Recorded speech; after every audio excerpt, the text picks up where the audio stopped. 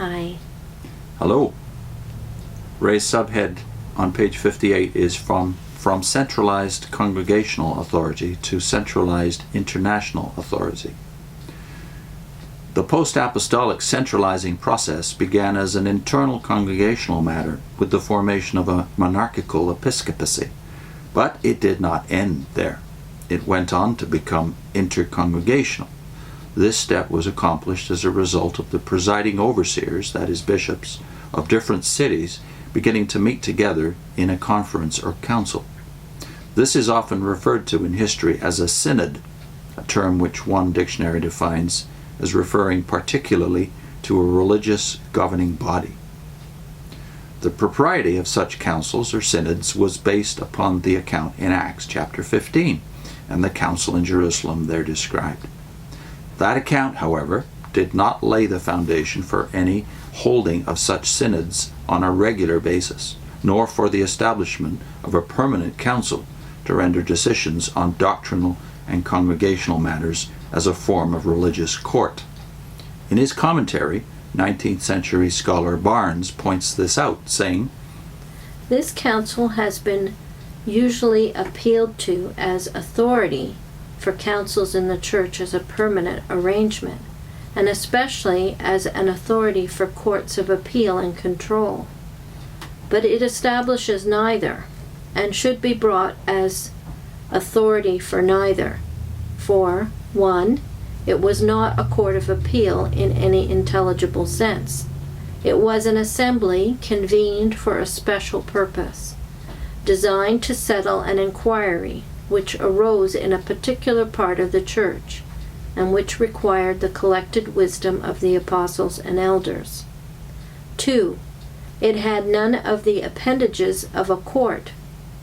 Courts of judicature, I don't know if I said that right, imply a degree of authority which cannot be proved from the New Testament to have been conceded to any ecclesiastical body of men.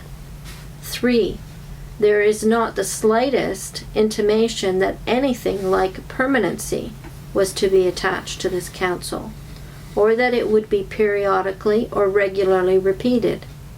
It proves indeed that when cases of difficulty occur, while Christians are perplexed and embarrassed, or when contentions arise, it is proper to refer to Christian men for advice and direction. But the example of the council summoned on a special emergency at Jerusalem should not be pleaded as giving divine authority to these periodical assemblages. 4, it should be added that a degree of authority would of course be attached to the decision of the apostles and elders at that time, which cannot be to any body or ministers and laymen now. Besides, it should never be forgotten what, alas, it seems to have been the pleasure and the interest of the ecclesiastics to forget, that neither the apostles nor elders asserted any jurisdiction over the churches of Antioch, Syria, and Cilicia, that they did not claim a right to have these cases referred to them, that they did not attempt to lord it over their faith or their consciences. The case was a single, specific,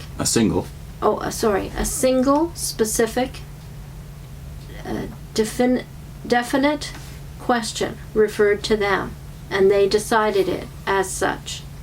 They enjoined no future reference of such cases to them, to their successors, or to any ecclesiastical tribunal.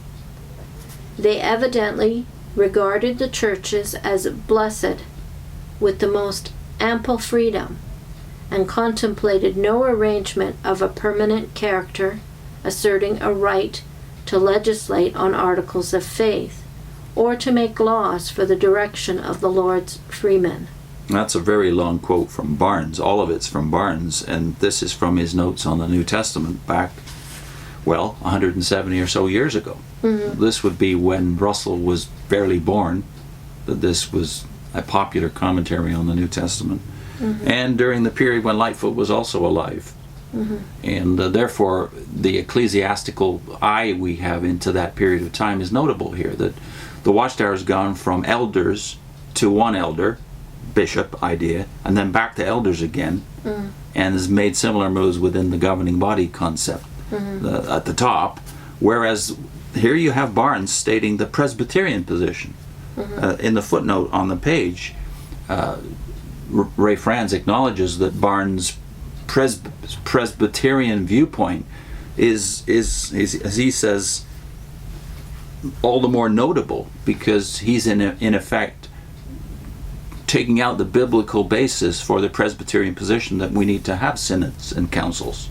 But on the other hand, of course, as a Presbyterian, they don't give the same power to synods and councils that Lutherans, Anglicans, Orthodox, and Catholics do. But they do see the wisdom of men gathering at times to deal with difficulties. Yeah, but Lightfoot, who lived at the very same time, would have viewed things differently. He became a bishop, so he obviously had the viewpoint that, well, there were advantages to this arrangement that the other churches did not have. Right. But he would not have been such a fool as to find justification for it in Acts chapter 15. He was too good a Bible scholar for that, and so was Barnes. Right. Okay. The evidence bears out the points above expressed, Ray says, all of which demonstrate the frailty of the Watchtower position regarding a permanent and continuing governing body functioning down through the years. Had there been some kind of centralized governing body already operating from the start of Christianity onward, such councils would not be anything new, would not be an innovation. If the council involving Jerusalem and Antioch, described in Acts 15, was to be an ongoing example and policy, then even after Jerusalem's fall in 70 AD, such councils would have continued. To the contrary, Schaff's history, the Christian Church, states, quote, "We have no distinct trace of councils before the middle of the 2nd century, when they first appear," end of quote. Thus, at least 100 years after the events of Acts chapter 15, there's where we have the first evidence that another such council was held.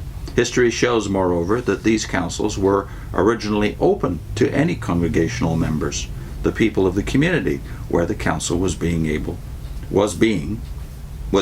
held, being able to attend, and in some cases to make their influence felt.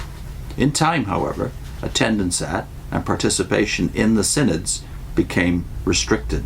Schaff says, quote, "But with the advance of the hierarchical spirit, this republican spirit, that is, the allowing attendance not only of bishops or overseers, but also of elders and ordinary congregational members, this gradually vanished. After the Council of Nicaea in 325, bishops alone had seat and voice. The bishops, moreover, did not act as representatives of their churches, nor in the name of the body of believers as formerly, but in their own right, as successors of the apostles." And in the next section, Ray analyzes the development of this tendency towards synods and councils over the next 2 centuries, up until Nicaea.